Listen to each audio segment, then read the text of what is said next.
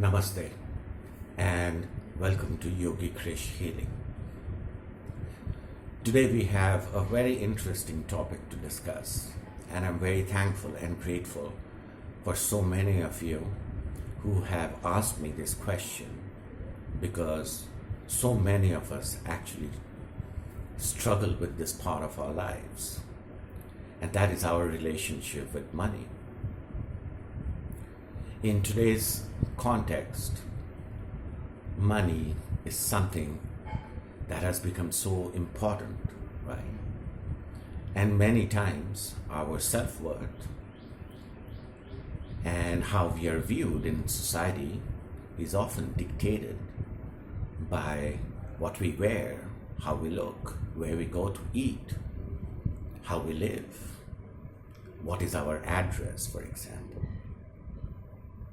And it's almost like we live in a constant state of struggle with this aspect of our life. Hence, today our topic is understanding our own relationship with money.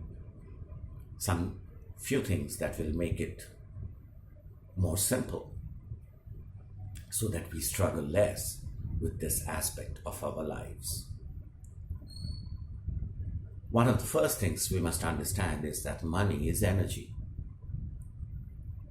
And let me give you an example. When you have, let's say, enough money, neither more nor less, to take care of your basic needs and comforts, then you feel a certain sense of peace and calm. You feel self-confident. You have a certain self-worth. And all of this is actually a part of your own identity, right? But imagine when you have too little or too more, then you struggle with it. Sometimes even when you have too much, you don't know what to do with it, really. And when you have too little, you are in a constant state of struggle, fear, anxiety.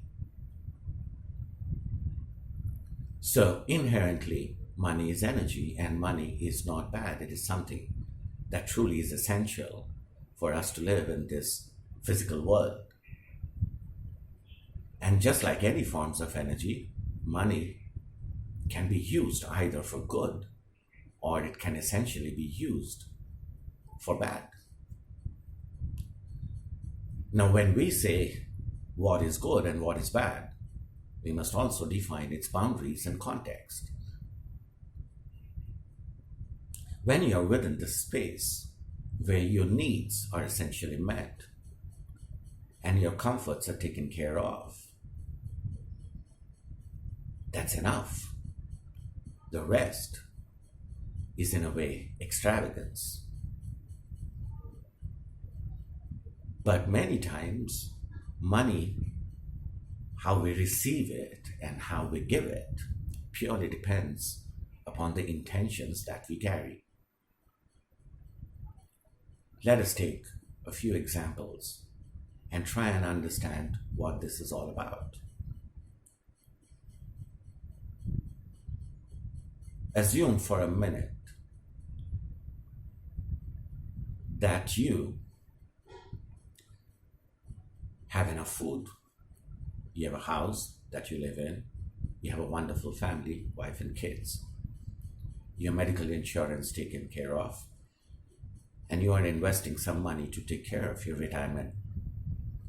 And if you have certain goals and desires of even having your own space, your own garden, having a space where you can grow your own food and your own herbs to take care of your physical body.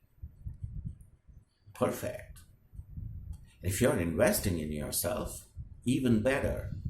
Learning, growing, traveling, which is a great form of self-learning, exploring different parts of life, exploring the depth and the richness and the diversity that this earth is and our world is. All these are essential in a way. And how do we reach there and how do we get there? We need money. And in all that aspect, money is perfectly fine. Now, where does the problem start? The problem starts when it is extravagant. And in every form of religion and religious teachings, or we can even call them spiritual teachings, the same thing is repeated over and over again. And that is that thou shalt not steal, thou shalt not covet. Among the deadly sins, we have pride, we have greed, we have envy, and these are all emotions that we all go through in relationship with money. So many of our shame and our guilt, our anger, envy, jealousy is related to this simple aspect. But we must understand that money, as any forms of energy, is how we manage it internally first, and then how we relate to it externally in our entire environment, and how we are mindful and aware of this aspect in every moment, which is again a part of mindfulness. In many of these spiritual contexts, when people say that thou shalt not steal, for example, or in yoga we call this asteya, which is non-stealing, it essentially does not mean that you're physically stealing something that belongs to someone else. No, it has a far wider context and a far wider ramification. It essentially means that we will not overindulge. It essentially means that we will not steal from our environment, and that this relationship is so sacred that we will respect it for what it is. And so, just like every form of energy, money comes with its own energy. And what is key and what is critical in our relationship with money is how we are receiving it and how we are giving it, and the intention that we carry with it. If the intention of both receiving and giving is spiritual and sacred, and that's your own personal contract with the universe, and it has a larger purpose which goes simply not for you but also for others, then that relationship is healthy. That relationship is beautiful. That relationship will give you a lot of peace and calm. But if that relationship is unhealthy, again in a way where you're constantly struggling, then that becomes toxic. And so let us find our own relationship with money and define our boundaries. If we are earning something, let us also give back. Let us come out of this constant identification that we have with this material world, where it's always about getting something, buying something, and all of that essentially to maintain a certain perception that is superficial and not truly authentic. If that relationship is healthy, then everything is good. If you're earning well, give. Make your own personal contract with the universe. Give 10%, 20%, 30%, whatever it is that is beneficial to the rest of this society, instead of constantly hoarding, keeping it to yourself. So many of us live in a very contrasting society where some people have so much and some people have so little. It's in our hands that in this context we bring balance and justice to how things are around us and in our environment. Let us be mindful of money and its energy.